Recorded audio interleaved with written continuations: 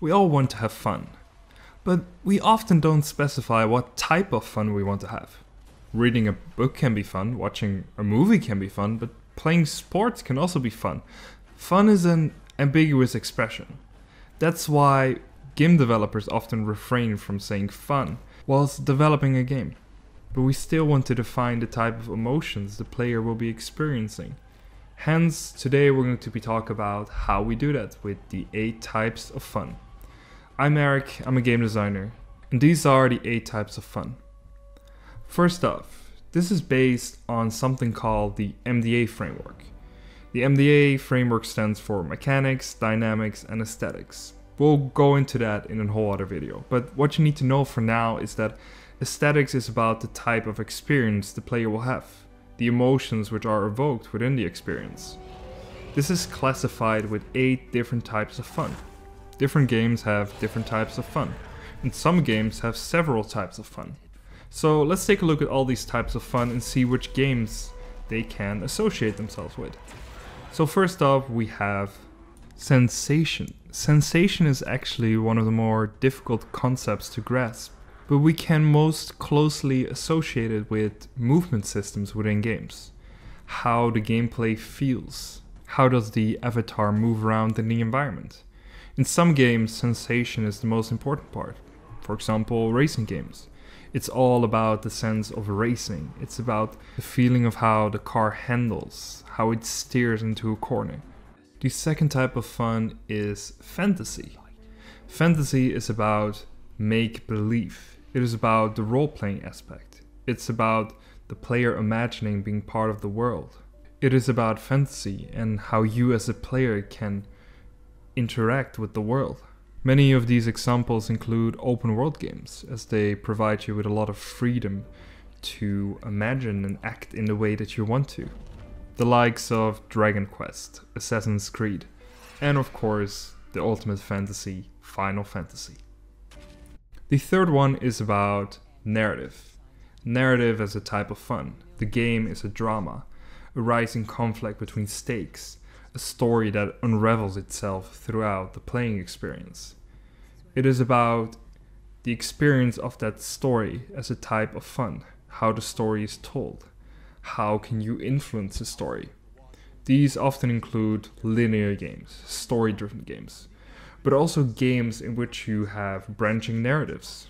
A rather direct example of a game like this is Detroit Become Human, mainly focusing on the narrative aspect. Fourth type of fun, probably the easiest one, challenge. It is about overcoming an obstacle course, being challenged as a player, a difficulty, becoming better at the game and breaking your own boundaries, constantly improving yourself. Most games, if not all, include a component of challenge to them to keep the players interested and challenge them. However, some games really spec into the challenge aspect. You can think of Souls-like experiences, or rough 2D platformers. Fifth type of fun is fellowship, a game as a social framework. This often includes multiplayer games. This includes games in which you can play with other people. It is about building these social relationships. An example of a game that's currently quite popular is Among Us. It's a game in which you're playing with your friends, you're having fun with your friends. The game is a tool for you to create your own fun. Another example of this is Jackbox. It's all about the social aspect of the game. Playing Jackbox alone will most likely not be fun, because you need the social component to it that makes it fun. Sixth type is discovery. Game as an uncharted territory. It's all about uncovering the many little secrets of the world, about going on a journey, traveling to exotic locations, finding this one unique item. For example, Metroidvania games or open world games that include many secrets have components of discovery to it.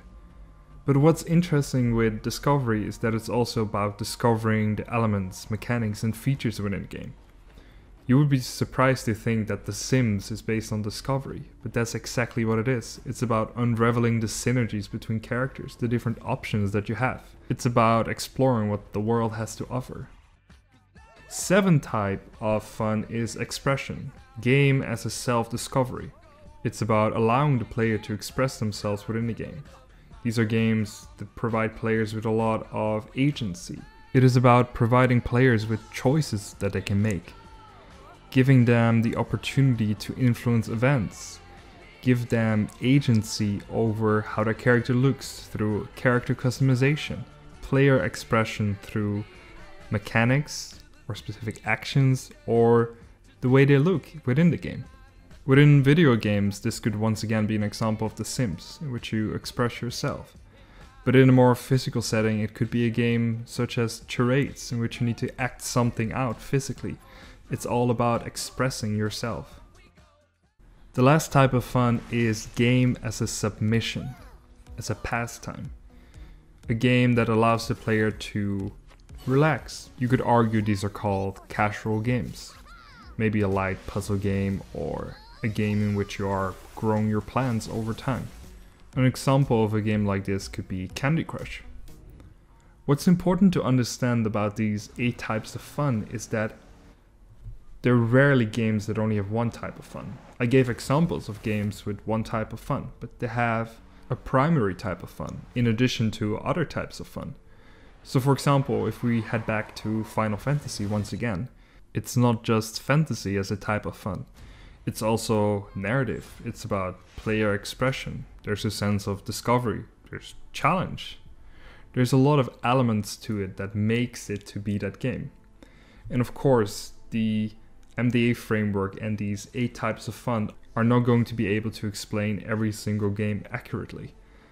But what it's trying to do here is specify the type of experience that we have. It's not a holistic approach, but it's an attempt at providing better explanations for what we're designing and what players are experiencing.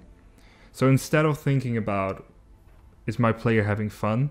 Think about what type of experience your player is having in your game. What type of fun it is. You could maybe even categorize it based on these 8 categories. And once you have that information, you can enhance that. You can focus in on that and make it more important in your game and design around that. Thank you so much for watching another video of Game Designer Plays. I hope you enjoyed it, I hope it was informative, and I definitely hope to see you back in the next video. Bye bye!